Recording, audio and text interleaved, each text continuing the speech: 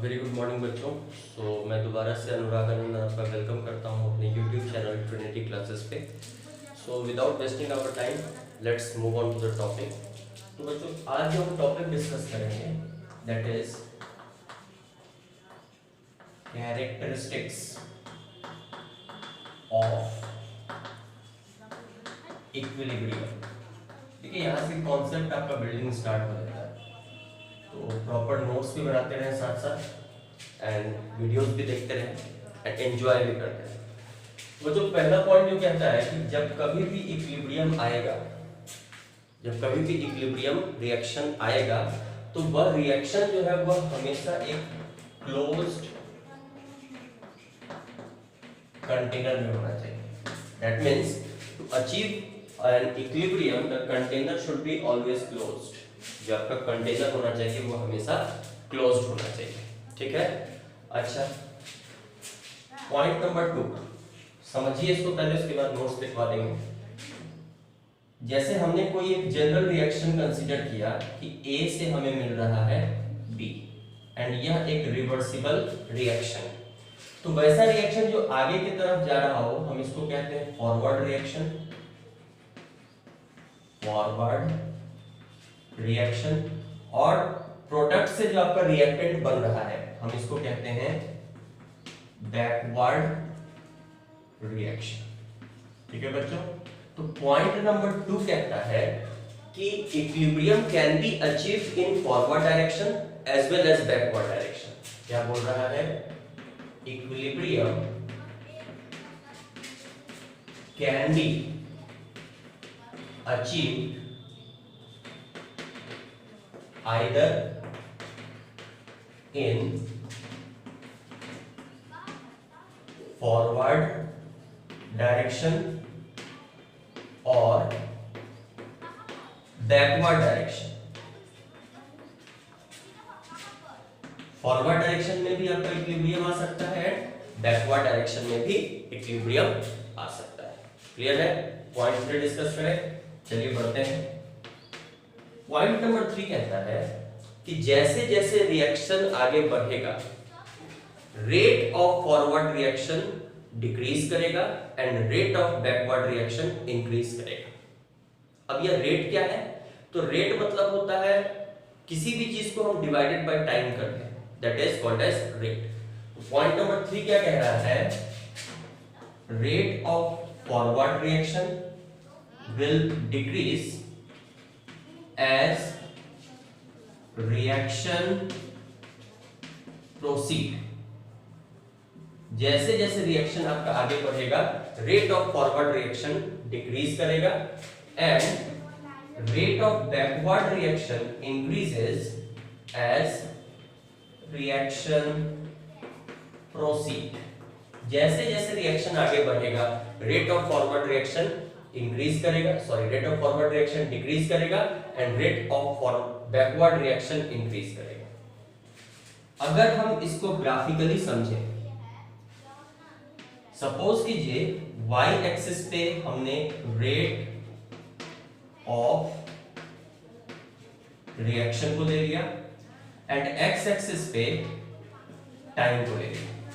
तो ये स्टेटमेंट क्या कह रहा है कि जैसे जैसे रिएक्शन आपका आगे बढ़ेगा rate of forward reaction decrease करेगा and rate of backward reaction will increase. तो ये ग्राफ आपका, ये है आपका फॉरवर्ड रिएक्शन के लिए एंड ये है आपका बैकवर्ड रिएक्शन के लिए। एनालाइज कीजिए ग्राफ को कि जैसे जैसे रिएक्शन आगे बढ़ रहा है rate of forward reaction decrease and rate of backward reaction increase करता है। बट इसी में बट एट इक्विलिब्रियम, जब आपका इक्विलिब्रियम आ जाएगा तब आप क्या कहोगे कि rate of forward reaction is equals to rate of backward reaction. तो यहां से भी हम देखो ग्राफ में भी यहां से यहां ये डिक्रीज हुआ, लेकिन इस पॉइंट के बाद तो हम इस पॉइंट को कह सकते हैं दिस इज इक्विलिब्रियम पॉइंट। इसी पॉइंट पे बच्चों इक्विलिब्रियम आया है, तो रेट ऑफ फॉरवर्ड रिएक्शन और रेट ऑफ बैकवर्ड रिएक्शन इस इक्विलिब्रियम पॉइंट के बाद क्या हो गया है? इक्वल हो गया। तो हम इक्विलिब्रियम को ऐसे भी डिफाइन कर सकते हैं, किताब ऐसे भी डिफाइन करता है कि equilibrium is a point after which rate of forward reaction is equals to rate of backward reaction. RF बराबर क्या है अपना, rate of forward reaction and RB ये क्या है आपका, rate of backward reaction. Clear है? फटाफट स्क्रीनशॉट ले लीजिए, फिर हम लोग आगे बढ़ते हैं। मिटा दें, हो गया 1 2 3 4 10 मिटा दें। तो 3 पॉइंट क्लियर है। सॉरी, ठंडी की वजह से सर्दी भी लग गई है। चलिए, तो पॉइंट नंबर 4 क्या कहता है? तो पॉइंट नंबर 4 बच्चों बात करता है कंसंट्रेशन के बारे में। किसके कंसंट्रेशन के बारे में? रिएक्टेंट के कंसंट्रेशन के बारे में एंड प्रोडक्ट के कंसंट्रेशन के बारे में। ठीक है, पॉइंट नंबर 4 कहता है कंसंट्रेशन ऑफ रिएक्टेंट यह डिक्रीज करता है एंड कंसंट्रेशन ऑफ प्रोडक्ट यह इंक्रीज करता है। कब डिक्रीज एंड कब इंक्रीज करेगा? तो एज द रिएक्शन प्रोसीड, जैसे जैसे रिएक्शन आपका प्रोसीड करेगा, रेट कंसंट्रेशन ऑफ रिएक्टेंट यह डिक्रीज करेगा, कंसंट्रेशन ऑफ प्रोडक्ट यह इंक्रीज करेगा। बट एट इक्विलिब्रियम, इक्विलिब्रियम पे क्या होता है कि दोनों का कंसंट्रेशन कांस्टेंट हो जाता है। वर्ड पे ध्यान रखिएगा, दोनों का कंसंट्रेशन कांस्टेंट हो जाता है। But at equilibrium concentration of reactants and products becomes constant। ठीक है बच्चों, देखिए अगर आप इसको ग्राफ के थ्रू एनालाइज कीजिएगा, तो सपोज कीजिए कि हमने y एक्सिस पे कंसंट्रेशन ले लिया एंड x एक्सिस पे टाइम ले लिया। तो बच्चों देखिए क्या कह रहा है कि कंसंट्रेशन ऑफ रिएक्टेंट्स स्टार्टिंग में डिक्रीज करेगा, ग्राफ आपका डिक्रीज किया। ठीक है, तो ये आपके रिएक्टेंट्स को शो कर रहा है एंड कंसंट्रेशन ऑफ प्रोडक्ट्स यह इंक्रीज करेगा, इंक्रीज किया। यह ग्राफ किसको दिखा रहा है? कंसंट्रेशन ऑफ प्रोडक्ट को। बट इस पॉइंट के बाद अगर आप एनालाइज करोगे तो दोनों का कंसंट्रेशन कांस्टेंट हो गया, एक स्ट्रेट लाइन मिल गया। मतलब जैसे जैसे अब टाइम पास कर रहा है, ना ही कंसंट्रेशन ऑफ रिएक्टेंट चेंज हो रहा है, ना ही कंसंट्रेशन ऑफ प्रोडक्ट चेंज हो रहा है। तो आप इसको कह सकते हो दिस इज इक्विलिब्रियम पॉइंट। इस पॉइंट को ही बच्चों आप क्या कहोगे? Equilibrium point. अब क्या ऐसा हो सकता है कि कभी भी आपका रिएक्टेंट और प्रोडक्ट का कंसंट्रेशन इक्वल ना हो? क्या कभी ऐसा हो सकता है इक्विलिब्रियम आ गया है एंड दोनों का कंसंट्रेशन इक्वल ना हो? तो उसको भी हम एक एग्जांपल से समझते हैं। जैसे let us consider a reaction. हमने एक रिएक्शन को कंसीडर किया। क्या है रिएक्शन भाई? तो A रिवर्सिबल कंडीशन पे है B। यह एक जनरल रिएक्शन हमने कंसीडर किया है। अच्छा, जब रिएक्शन स्टार्ट हुआ तो हम उसको कैसे दिखाएंगे? T is equals to 0। हमने यह कंसीडर किया कि A का हमारे पास 1 मोल प्रेजेंट है। कब? जब रिएक्शन स्टार्ट हुआ तो हमने यह कंसीडर किया कि A का हमारे पास 1 मोल प्रेजेंट है। अब जब रिएक्शन स्टार्ट होता है तो प्रोडक्ट तो आपका बनता नहीं है, तो हमने यह कंसीडर कर लिया कि B जो कि प्रोडक्ट है उसका हमारे पास एक भी मोल्स प्रेजेंट नहीं। क्लियर है ये कंसीडरेशन? अच्छा, अब इक्विलिब्रियम हम 3 कंडीशन के लिए देखते हैं। एट इक्विलिब्रियम, तो इक्विलिब्रियम 3 कंडीशन में एक हम मानते हैं कि जब रिएक्शन आपका 25% कंप्लीट हो गया है। तो इसको कैसे लिखोगे, केस 1 को एट 25% कंजम्पशन, मतलब ए जो है वो आपका 25% खर्च हो गया है, 25% खर्च हो गया है। अब यहां पे समझिएगा, स्टार्टिंग में हमारे पास ए के कितने मोल्स थे, 1 मोल्स थे। तो अगर 25% मोल्स खत्म हो गया तो 25% को आप लिख सकते हो 25/100। इसका मतलब कि 25 को आप 1/4 भी मोल्स लिख सकते हो। अगर आप इसको सॉल्व करोगे तो दिस विल बी 3/4 मोल्स। मतलब जब रिएक्शन आपका 25% कंप्लीट हुआ है तो ए का रिमेनिंग मोल्स कितना है, 3/4। क्लियर है? अच्छा, अब आप इस इक्वेशन पे, इस रिएक्शन पे अगर आप स्टोइकियोमेट्री लगाओगे तो यहाँ पे 1 मोल खर्च होने पे इसका कितना मोल्स बनता है, 1 मोल्स बनता है, क्योंकि यहाँ पे स्टोइकियोमेट्रिक कोएफिशिएंट 1 है, यहाँ पे भी स्टोइकियोमेट्रिक कोएफिशिएंट 1 है। तो A का अगर 1/4 मोल खर्च हुआ तो B का कितना बनेगा, तो 1 मोल A से B का 1 मोल बनता है। तो अगर 1/4 मोल खर्च होगा तो B का 1/4 मोल्स बचेगा। ये बात समझ में आई? क्लियर है? कोई दिक्कत? चलिए दूसरा कंडीशन हम लेते हैं कि एट 50% कंजम्पशन, मतलब कि B अब कितना खर्च हो गया, सॉरी A आपका कितना खर्च हो गया है, 50%। तो 50% को आप क्या लिख सकते हो, A का स्टार्टिंग में हमारे पास 1 मोल्स था, 50% खर्च हुआ मतलब 50/100 खर्च हुआ। 50/100 को आप काटोगे तो आप लिख सकते हो 1/2 मोल्स खर्च हुआ। मतलब कि अगर 1/2 को इसमें से घटा दो तो कितना बचेगा, 1/2। ठीक है? तो जब रिएक्शन आपका A 50% कंज्यूम हो गया है तो आपके पास A का कितना मोल्स बचा, 1/2 मोल्स बचा। ठीक है? अब स्टोइकियोमेट्री से आओ, A के 1 मोल से B का भी 1 मोल बन रहा है। तो अगर A का 1/2 मोल खर्च होगा तो B का कितना मोल हमारे पास बनेगा, 1/2 मोल्स। ये भी बात क्लियर है? अच्छा, अब हम देखते हैं कंडीशन नंबर 3। जब 75% A कंज्यूम हो गया, तो अगर A 75% कंज्यूम हुआ तो बचा कितना, तो इनिशियली इसका नीचे दिख रहा है, जस्ट गिव मी 1 सेकेंड, हाँ दिख रहा है। A का आपके पास अगर 1 मोल्स था और इसमें से 75%, तो 75% को आप लिख सकते हो 75/100, काटोगे तो आप इसको 3/4 भी लिख सकते हो। तो 1 में से अगर 3/4 घटा दो तो यह बचेगा 1/4।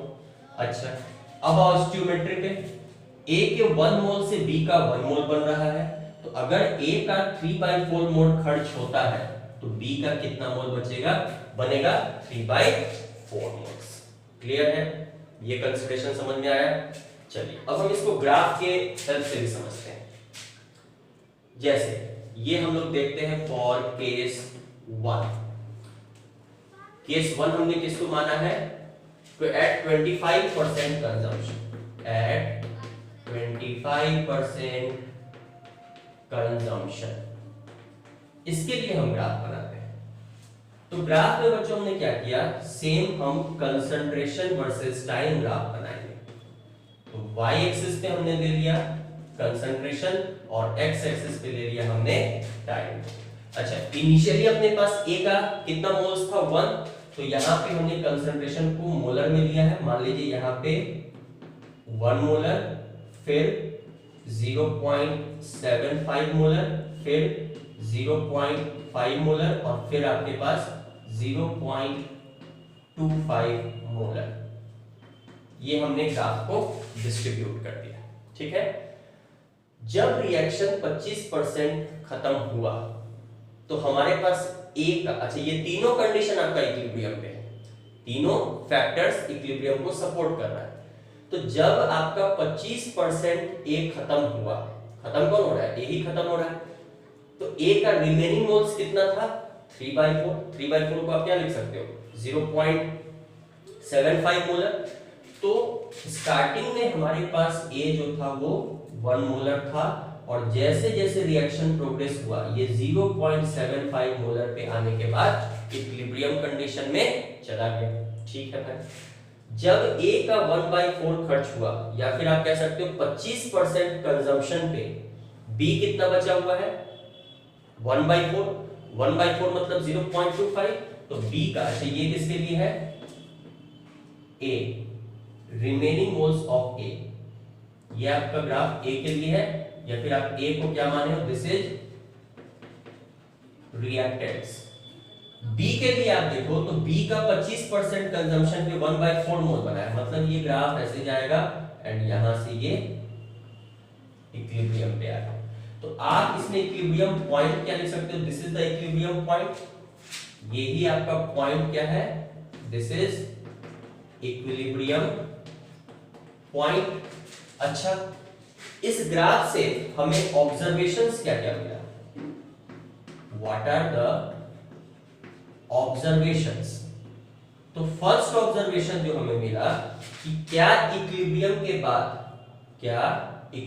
के बाद दोनों का कंसंट्रेशन कांस्टेंट है। हाँ देखिए ये इक्विलिब्रियम पॉइंट है, इसके बाद ना ही रिएक्टेंट का कंसंट्रेशन चेंज हो रहा है, ना ही प्रोडक्ट का कंसंट्रेशन चेंज हो रहा है, तो हम कह सकते हैं कि फर्स्ट एट इक्विलिब्रियम, या फिर आफ्टर इक्विलिब्रियम भी लिख सकते हैं आप, after equilibrium concentration of A and concentration of B becomes constant। इस दोनों का कंसंट्रेशन आपका क्या हो गया, कांस्टेंट हो गया, ठीक है। अच्छा, लेकिन कांस्टेंट होने के बाद भी इक्विलिब्रियम के बाद दोनों का कंसंट्रेशन इक्वल नहीं हुआ है अभी तक, तो आप कह सकते हो after equilibrium concentration of A does not equals to concentration of B। तो वही स्टेटमेंट में हम समझाना चाह रहे थे कि दोनों का कंसंट्रेशन कांस्टेंट तो हो जाएगा, लेकिन इक्वल हो जाए ऐसा जरूरी नहीं। अब क्या इक्वल हो सकता है, तो हाँ इक्वल हो सकता है, उसके लिए भी हम एक 50% का ग्राफ ड्रॉ करते हैं। जब आपके A का 50% कंज्यूम हो गया है, चलिए देखिएगा, फिर से हमने क्या किया, एक कंसंट्रेशन वर्सेस टाइम ग्राफ बनाया। सो इस एक्सिस पे हमने कंसंट्रेशन ले लिया एंड इस एक्सिस पे हमने टाइम ले लिया। सेम डिवीजन करते हैं हम, यहाँ पे 1 मोलर, फिर उसके बाद 0.75 मोलर, फिर उसके बाद 0.5 मोलर, फिर उसके बाद 0.25 मोलर और यहाँ पे 0 मोलर। ये ग्राफ किसके लिए है, 50% कंजम्पशन के, ठीक है। तो जब आपका रिएक्शन 50% कंजम्पशन पे पहुंच गया, A का कितना मोल्स बचा हुआ है हमारे पास 1/2 मोल्स, और B का भी कितना मोल्स बचा हुआ है 1/2 मोल्स। इसके लिए ग्राफ ड्रॉ कीजिए। तो A का कंसंट्रेशन, क्योंकि यह रिएक्टेंट है तो इसका कंसंट्रेशन आपका डिक्रीज करेगा, सो graph goes like this and इसके बाद ये कांस्टेंट हो जाएगा। B का कंसंट्रेशन देखिए, तो पहले तो इंक्रीज करेगा, ये 0.5 तक जाएगा और उसके बाद ये कांस्टेंट हो जाएगा। तो this is the graph for case 2। Clear है, ठीक है। ये ऊपर वाला स्टेटमेंट मिटा दें, यहां पे हम लोग लिख लेंगे इसका ऑब्जर्वेशन, चलिए मिटा देते हैं, स्क्रीनशॉट लेके नोट्स बना लीजिएगा उसका। चलिए नेक्स्ट, इस ग्राफ से हमें क्या क्या ऑब्जर्वेशन मिला, ऑब्जर्वेशन फ्रॉम ग्राफ सेकंड। इस ग्राफ से क्या क्या ऑब्जर्वेशन मिला, क्या इक्विलिब्रियम के बाद दोनों का कंसंट्रेशन कांस्टेंट हो गया है, हाँ, तो कह सकते हो आप कि concentration of reactant and product becomes constant। ये दोनों आपका कंसंट्रेशन क्या हो गया है, कांस्टेंट हो गया है, ठीक है। और दूसरा ऑब्जर्वेशन हमें क्या मिला कि आफ्टर इक्विलिब्रियम के बाद दोनों का कंसंट्रेशन इक्वल भी हो गया है, कि कंसंट्रेशन ऑफ ए मान लो रिएक्टेंट, यह बराबर है किसके, कंसंट्रेशन ऑफ बी के। तो यही बात हम बता रहे थे कि इक्विलिब्रियम के बाद दोनों का कंसंट्रेशन कांस्टेंट तो होगा, इक्वल हो भी सकता है और नहीं भी हो सकता है। क्लियर है? चलिए थर्ड केस के लिए भी हम ग्राफ बना लेते हैं। सो this is the graph for case number third. Case number third कितना कंप्लीशन बता रहा है? 75% कंजम्पशन पे।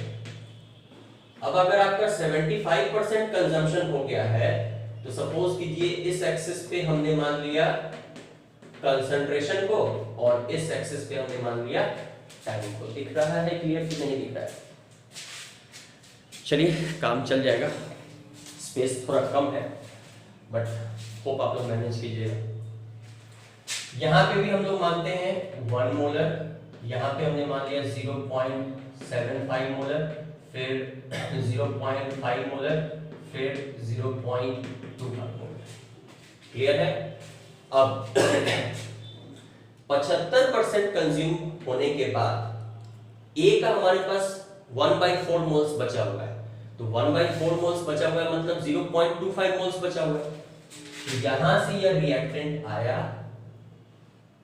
और 0.25 के बाद ये कांस्टेंट हो गया। क्लियर है? बी का ये आपका किसके लिए है? रिएक्टेंट के लिए। अच्छा, बी का कितना मोल्स बचा? 3/4 मतलब 0.75।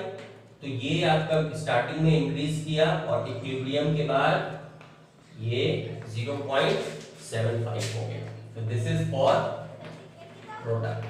अच्छा, इसमें इक्विलिब्रियम पॉइंट क्या है? तो this point is your equilibrium point. इस केस में ऑब्जर्वेशन क्या होगा कि क्या इक्विलिब्रियम के बाद मतलब इस पॉइंट के बाद की बात हो रही है, क्या दोनों का कंसंट्रेशन कांस्टेंट हो गया? तीनों केस में कांस्टेंट हो। क्या इस केस में दोनों का कंसंट्रेशन इक्वल हो गया? नहीं, देखिए अभी भी दोनों का कांस्टेंट तो हो गया है लेकिन रिएक्टेंट का कंसंट्रेशन 0.5 है इक्विलिब्रियम के बाद और प्रोडक्ट का कंसंट्रेशन 0.75 है, तो अभी भी इक्वल नहीं हुआ है। तो वही स्टेटमेंट कहता है कि कंसंट्रेशन के टर्म्स में अगर हम बात करें तो इक्विलिब्रियम के बाद इट इज मैंडेटरी कि दोनों का कंसंट्रेशन कांस्टेंट तो होगा लेकिन इक्वल हो भी सकता है और इक्वल नहीं भी हो सकता है। क्या? Concentration rate will be always equal of forward reaction and backward reaction, but concentration जो होता है वो कांस्टेंट होगा लेकिन इक्वल हो भी सकता है और नहीं भी हो सकता है। क्लियर है? कोई दिक्कत? चलिए फटाफट इसका स्क्रीनशॉट ले लीजिए फिर हम लोग आगे बढ़ते हैं। नोट्स लिखना बहुत जरूरी है, साथ साथ नोट्स बनाते रहिए, बार बार हम बोल रहे हैं, ठीक है? क्लियर है? आगे बढ़े। चलिए, तो लास्ट पॉइंट इसके कैरेक्टरिस्टिक्स में हम लोग डिस्कस कर लेते हैं। So point number 5। Point number 5 क्या कहता है? कैरेक्टरिस्टिक्स ऑफ इक्विलिब्रियम में equilibrium is always dynamic in nature. Dynamic in nature कहने का मतलब क्या है? सपोज कीजिए हमने एक वेसल ले लिया, स्टार्टिंग वाला ही कंडीशन जो इक्विलिब्रियम के डेफिनेशन में हम बताए थे। इसके ऊपर में एक टैप है, नीचे में भी एक टैप है। सपोज कीजिए इसमें से पानी जो फिलअप हो रहा है वो 0.5 लीटर पर सेकंड के हिसाब से, और इसमें से पानी भर गया। अब कुछ समय के बाद यहां से भी हम एक टैप खोल दिए जिसमें से पानी निकल रहा है 0.5 लीटर पर सेकंड के हिसाब से। यह कंसिडरेशन। अब जब कोई भी व्यक्ति, कोई भी इंसान अगर यहां से इसको देखता है तो इसको तो लगेगा कि ना ही इस कंटेनर में पानी आ रहा है ना ही इस कंटेनर से पानी निकल रहा है। क्यों? क्योंकि the level will be constant. यहां पे level will not rise, level will constant. तो यह व्यक्ति जो है यह सपोज कर लेगा कि यह रुक गया है, पानी फिलअप होना इसमें रुक गया, लेकिन एक्चुअल में क्या है कि पानी फिलअप हो रहा है। सो हम स्टार्टिंग में ही बताए थे this is an equilibrium condition, ये आपका इक्विलिब्रियम का कंडीशन है। सो इक्विलिब्रियम के कंडीशन में हमें यह पता चलता है, देखने से तो वो स्टैटिक लगेगा कि नहीं, जो भी प्रक्रिया है, जो भी प्रोसेस है वो रुक चुका है, लेकिन एक्चुअली में क्या होता है कि इक्विलिब्रियम डायनामिक नेचर का होता है, मतलब हमेशा आगे की ओर बढ़ता रहेगा। क्लियर है? चलिए इसका भी स्क्रीनशॉट ले लीजिए, आगे बढ़े। नेक्स्ट जो बच्चों हमारे पास आता है that is called as law of mass action. Law of mass action, law of mass action. पहले हम आपको समझा देते हैं, उसके बाद इसका स्टेटमेंट लिख देंगे। जैसे सपोज कीजिए कि हमने एक जनरल रिएक्शन कंसीडर किया, let us consider a general reaction. क्या कंसीडर किया है इसमें, N1A प्लस N2B, यह रिवर्सिबल कंडीशन में है और हमें प्रोड्यूस करके दे रहा है N3C प्लस N4D। यह एक जनरल रिएक्शन हमने कंसीडर किया है, ठीक है। तो लॉ ऑफ मास एक्शन क्या कहता है, according to law of mass action, कि इस रिएक्शन का जो रेट होगा बच्चों, rate will be directly proportional to product मतलब multiplication, product of concentration of reactants raised to their stoichiometric coefficient। stoichiometric coefficient मतलब यहाँ पे जो नंबर होगा, फिर से सुनो, according to law of mass action the rate of a reaction is directly proportional to product of concentration of reactants. तो A भी हमारा रिएक्टेंट है, B भी हमारा रिएक्टेंट है, तो A into B raised to the power of their stoichiometric coefficients, ठीक है। So this is your rate law. Statement लिख लेते हैं, according, sorry not rate law, law of mass action, according to this law the rate of a reaction is directly proportional to the product of stoichiometric coefficients, product of reactants raised to the power of SC। SC मतलब क्या हो गया, stoichiometric coefficients। Clear है? कोई दिक्कत? अच्छा, जैसे आपको कहता है इसको लॉ ऑफ मास एक्शन से लिखिए, एक क्वेश्चन हम 2-3 देते हैं, इसको बनाइए, ठीक है। जैसे क्वेश्चन है अपने पास, रेट एक्सप्रेशन आपको लिखना है from law of mass action. पहला है 2A प्लस 3B और इससे आपको प्रोडक्ट मिलता है, इसके लिए आपको लॉ ऑफ मास एक्शन लिखना है। तो पता है आपको लॉ ऑफ मास एक्शन क्या कहता है कि rate is directly proportional to concentration of products, मतलब यहाँ कंसंट्रेशन ऑफ रिएक्टेंट्स। रिएक्टेंट्स अपने पास A और B है, raise to the power stoichiometric coefficient. तो A का स्टोइचोमेट्रिक कोएफिशिएंट क्या है 2, B का स्टोइचोमेट्रिक कोएफिशिएंट क्या है 3। क्लियर है? एक और आप लिखिए, सेकंड 3/2 A प्लस 4/2 B, और इससे अगर आपको प्रोडक्ट मिल रहा है तो कोई बात नहीं है, फ्रैक्शनल है तो है, हमें उससे क्या मतलब है। हमारे पास rate is directly proportional to concentration of A पे power 3/2 into concentration of B पे पावर 4/2 मतलब 2, तो यहाँ पे 2 लिख दो। क्लियर है? कोई दिक्कत, कोई परेशानी? चलिए फटाफट इसका एक स्क्रीनशॉट ले लीजिए। हो गया, चलिए मिटा दें, आगे बढ़े। चलिए सो नेक्स्ट